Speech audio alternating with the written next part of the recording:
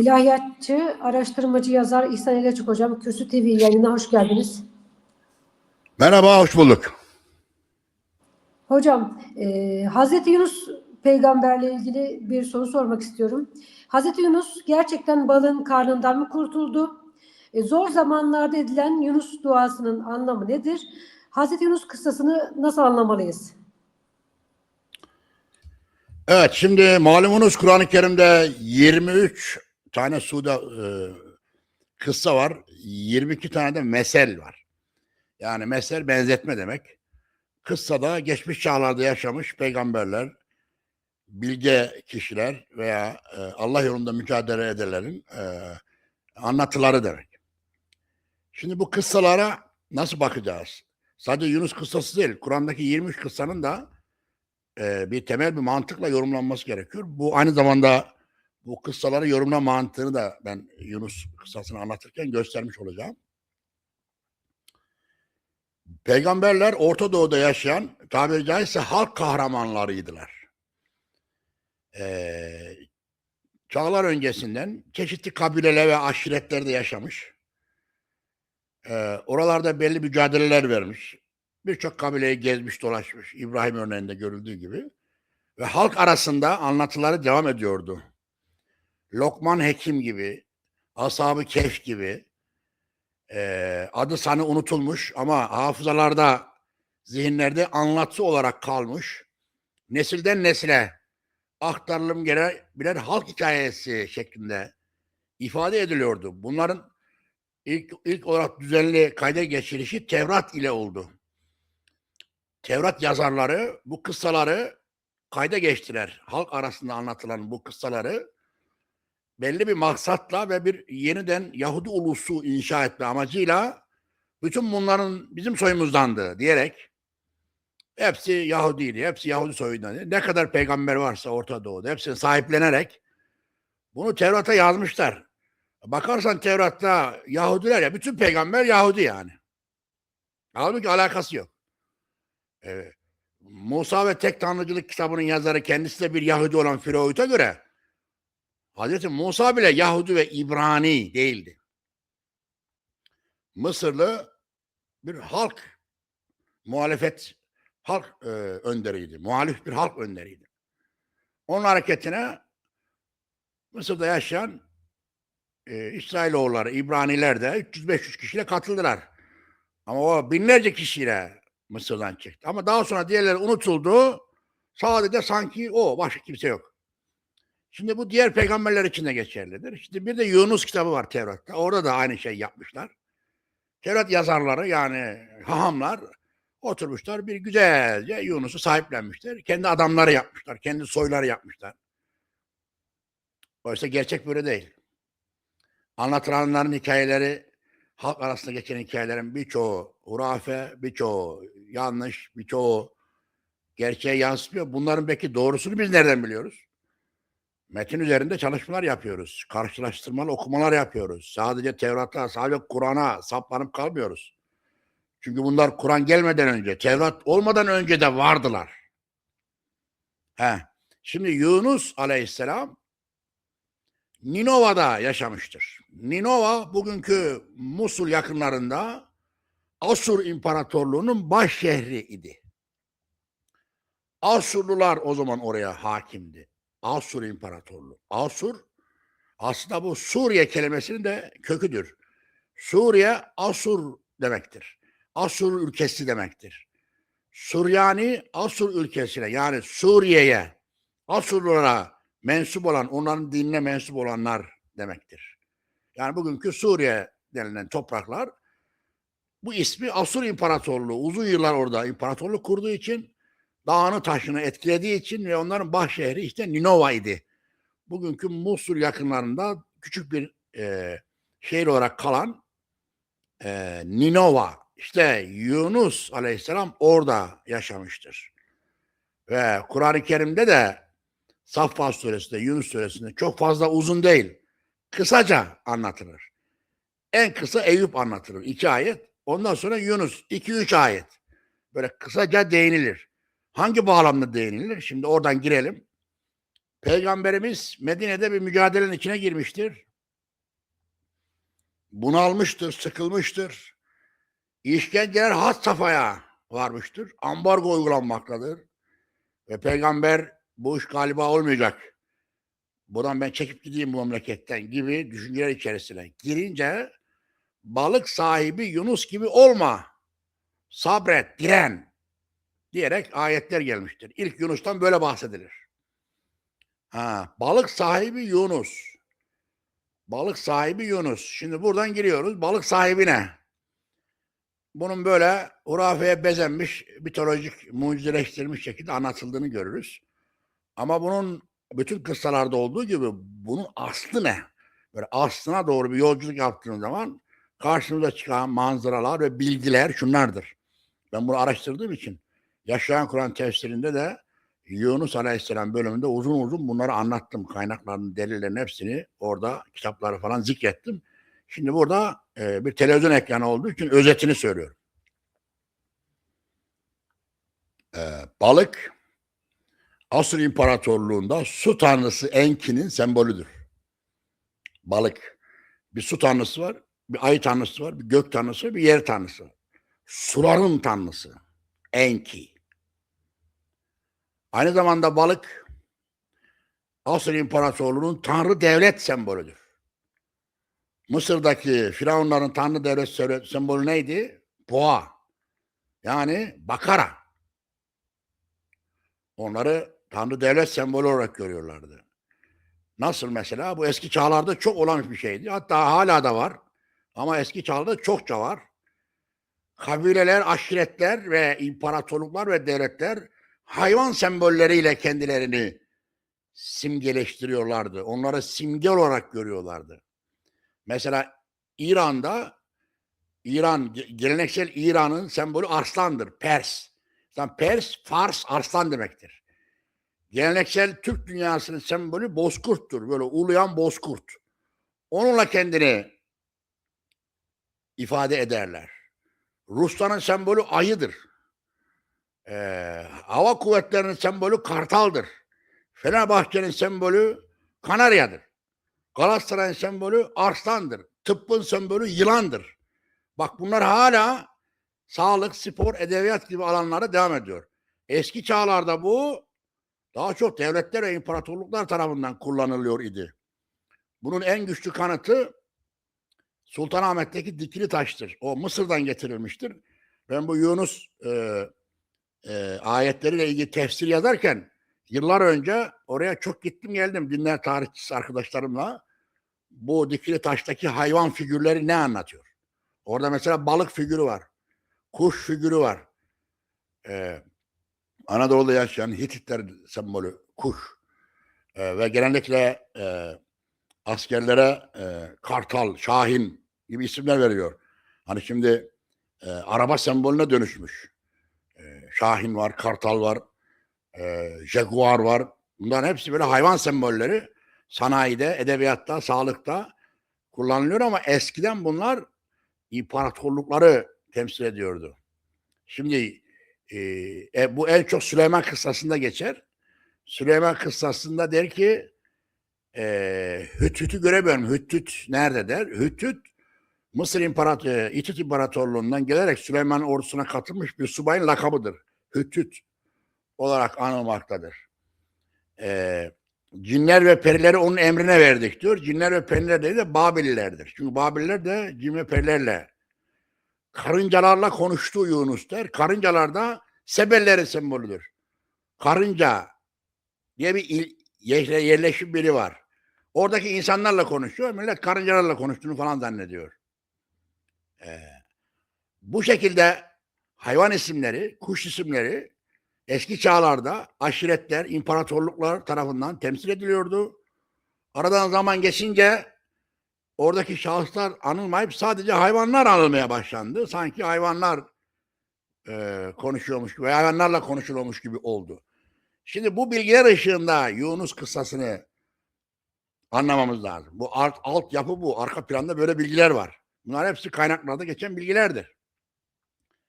Şimdi Yunus Aleyhisselam'a en iyi, derli toplu anlatıldığı yer Enbiya suresi ve Saffat suresindedir.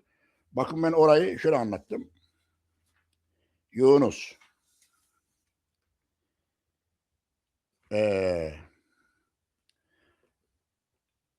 Saffat suresi 139. ayetten itibaren. Yunus da gönderilen elçilerdendi hiç kuşkusuz. Hani bir zamanlar dolu gemiye kaçıp sığınmıştı. Hani bir zamanlar dolu gemiye kaçıp sığınmıştı. Aralarında çekişmişler ve kaybedenlerden olmuştu. Derken kendisini balık yutmuştu. Çünkü kınananlardan biriydi.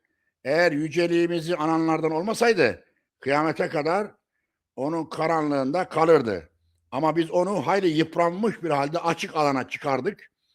Üzerine kabak cinsinden bir ağaç bitirdik. Sonunda Yunus'u 100.000 veya daha fazla insana peygamber olarak gönderdik. O zaman iman ettiler de onlara uzun yıllar mutlu bir hayat yaşattık. Bunlar Saffat suresinin 139 ila 148 ayetleri arasında geçen 10 tane ayettir. 9-10 tane ayet. En uzun bölümü Yunus'un budur. Böyle özet halinde veriyor. Diğer yerlerde de işte balık yağı Yunus gibi olma diyor. Şimdi burada ne anlatıyor? Burada ayrıntı yok. Bunun tefsir edilmesi lazım. Balık onu yuttu diyor. Balık sahibi gibi olma diyor. Balık onun yutması ne demek? Balığın karanlıklarında kaldı diyor. Sonra oradan çıktı diyor. Çıkınca açık bir arazide şöyle şehre bir baktı. Gitmekten vazgeçti. Geri döndü. Faaliyeti sonucunda 100.000 kişi inandı ve mutlu bir hayat sürdürer ondan sonrasında diyor. Şimdi bu hikaye bu. Şimdi bu hikayede balık nedir? Bunun tefsir edilmesi lazım. Yani halk hikayesine dönüşmüş haliyle Kur'an-ı Kerim anlatıyor. Çünkü halk arasında gemiye bindi, orada kura çektiler. Kura çekince onu aleyhine çıktı. Onlar da Yunus'u gemiden denize attılar. Denizin içindeki balık yuttu, balina gibi balık yuttu. Balığın karşısında 3 gün kaldı. Daha sonra balık onu kıyıya kustu. Oraya çıktı. Fakat 3 gün veya 1 ay kaldı diyen bile var. 3 ay kaldı diyen de balığın karnında. Şimdi bu hikayeye dönüşmüş. Peki buradaki balığın denizdeki balık olduğuna dair kanıt nedir? Kur'an-ı Kerim böyle bir şey söylemiyor ki. Hikayeyi anlatıyor. Birer cümleyle geçiyor. Sen şimdi bunu dolduruyorsun arayı. Diyorsun ki buradaki balıktan maksat balıkta gemiye sığındığına göre, gemide denizde olduğuna göre, denizde de kura çektiler veya çekiştiler, tartıştılar olduğuna göre, denizde de balık olacağına göre onlar büyük ihtimalle onu denize atmışlardır. Denize atınca o da balığın karnına girmiştir. İşte o balık bu balık diyor. Bunlar hepsi yorum. Benim yapacağım da yorum ama doğru yorum. Benim yapacağım bilgiye dayanıyor. Bunların hiçbirisi bilgiye dayanmıyor.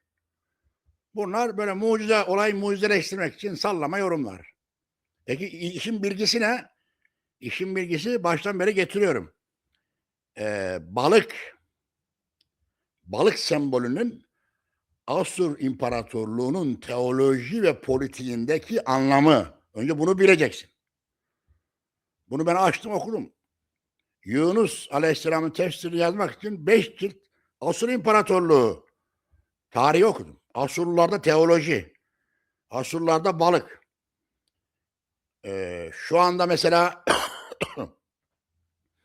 bastıkları paraların üzerinde balık resimleri var. Saraya giden yolda balık figürleri var. Her yerde balık heykelleri var. Süryani dini Asurluların dinidir. Asurların dini demektir aslında. Süryani de oradan geliyor. Suriye, Asur, Suriye. Bunlar hepsi aynı. Onların bizatihi hala mabetlerine giderseniz Süryanilerin balık figürleri görürsünüz. Din adamlarının boynuna balık resimleri astıklarını, balık figürüyle ilahi okuduklarını, ayin yaptıklarını görürsün. Bu balık nereden geliyor? Oradan Hristiyanlığa da geçmiş. Süryanilikten böyle Hristiyanlığa da geçmiş o balık figürü. Bu balık nereden geliyor? Dediğim zaman bu Asurlardan geliyor.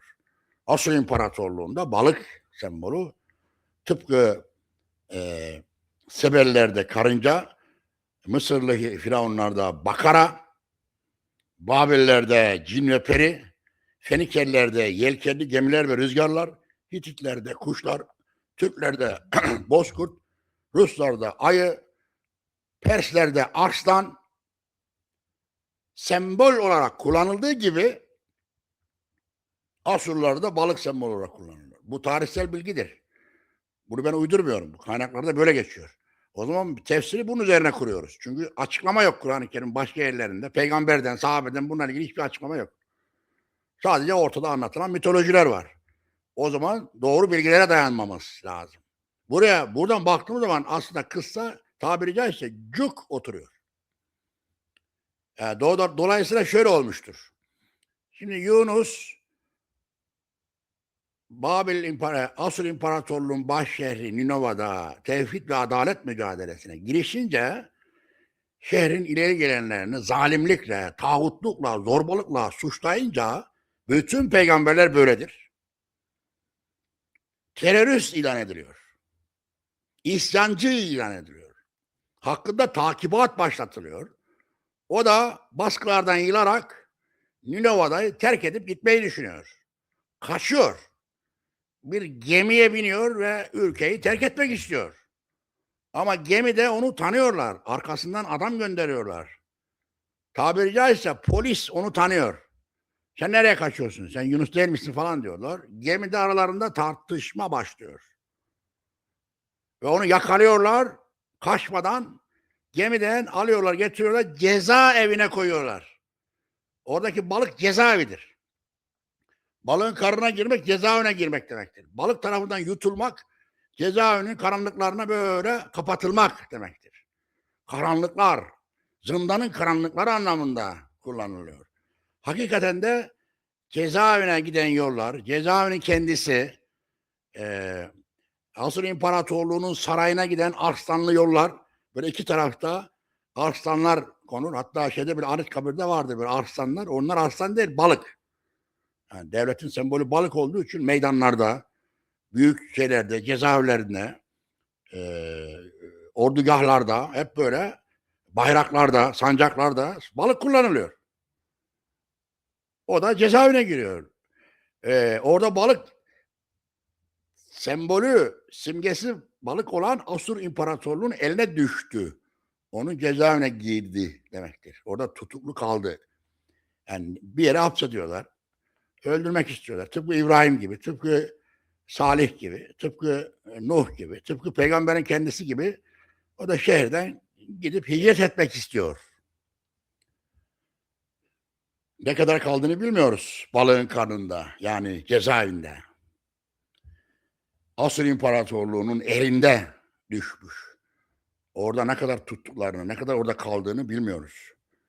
Rakam vermiyor. Sonra diyor bir müddet sonra çıktı. Çıkınca açık alana gitti. Şöyle uzaktan bir yerden Ninova'ya baktı. Ben yılmayacağım, geri döneceğim. Bu iş burada bitmeyecek diye kendi kendine söylendi. Dua etti. İşte inni küntü mine zalimin duasını orada ben zalimlerden oldum. Yani ben kendine yazık ettim. Buradan terk edip gitmek istedim. Ama başıma işler geldi ama yılmayacağım. Tekrar devam edeceğim diyor. Geri dönüyor, faaliyete girişiyor. Faaliyeti sonucunda Kur'an'da az önce okuduğum ayetlere göre 100.000 kişilik bir toplum ona iman etti diyor daha sonra. Şimdi bunu peygamber tam Mekke'den çıkmak üzereyken anlatıyor Kur'an-ı Kerim. Artık yığılmış. Burada olmayacak. Dinlemiyorlar beni. Ambargo uyguluyorlar. Çekim gideyim memleketten diye yıldığı bir anda, yılma eğilimleri gösterdiği bir anda işte bu anlatıyor. Balık sahibi Yunus gibi olma. Hani o bir zamanlar şöyle yapmıştı diyerek diğer bölümlerde de onu anlatıyor. Kısaca Yunus'un hikayesi bundan ibarettir. Bu işin bana göre aslıdır.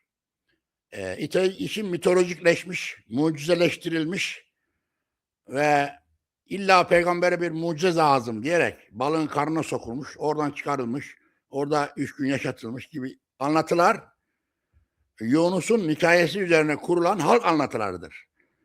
mitolojikleşmiş versiyonudur. Benim anlattığım gerçek versiyonudur. Olay böyle olmuştur. Ben böyle olduğuna inanıyorum. Benim araştırmalarım beni buraya getirdi. En doğrusu bu ve böyle olduğu zaman kıssa bir yere oturuyor. Şimdi böyle Kur'an-ı Kerim'de 23 tane kıssa var. Geriye daha 22 tane daha kıssa. Ben bunların hepsini, istisnasız hepsini, Yunus, Salih, Nuh, Kur'an-ı Kerim, yaşayan Kur'an tefsirinde tek anlattım. Süleyman kıssası, onda da hayvan isimleri çok geçer. O hayvanlarla konuştuğunu falan zannederler. Onların tamamı insanlardır. Hayvanları sembol olarak kabul eden insanlardır. Şu örnekle bitireyim. İnsanlar biraz daha anlattıklarımı bir çerçeveye oturtabilirler. Hala yaşayan bir kültür olarak bu devam ediyor. Mesela bundan 500 sene önce veya 1000 sene, 500, 1000 yıl sonra, 3000 yıl sonra birisi şöyle bir şey yazsa veya şöyle bir ayet gelse, faraza, örneklendiriyorum.